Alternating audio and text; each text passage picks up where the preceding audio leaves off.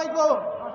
আমার নেতা আমার অহংকার কে এম মাজারুল ইসলাম জোসেফ নারায়ণগঞ্জ মহানগর যুব দলের নেতৃত্ব দিচ্ছেন খুনি হাসিনার বিরুদ্ধে। আমরা রাজপথে যে সংগ্রাম করে আসছি সেই সংগ্রামের ধারাবাহিকতায় সেই বৈষম্য বিরোধী ছাত্র আন্দোলনের জন্ম হয়। তারপর 5ই আগস্ট এই বাংলাদেশ আবার নতুন করে স্বাধীন হয়।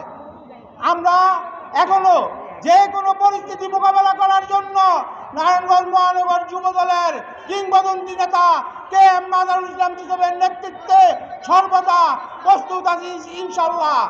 আমরা অনেক মানুষকে আমরা প্রতিদ্বন্দ্বী মনে করি না, কিন্তু কিছু মানুষ আমাদেরকে প্রতিদ্বন্দ্বী ভাবে।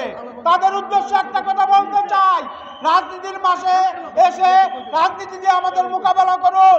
যদি পরাজিত করতে পারেন তাহলে আমরা আপনাদের কাছে নত স্বীকার করব, আর যদি পরাজিত করতে না পারেন তাহলে আপনারা আপনাদের সুবিবেচনা পূর্ণ বক্তব্য রাখবেন, অগোচরা কথাবার্তা বলবেন না, তাহলে আমরা তীব্র প্রতিরোধ গড়ে তুলব ইনশাল্লাহ। এই বলে আমার বক্তব্য শেষ করছি। খুদা হাফেজ।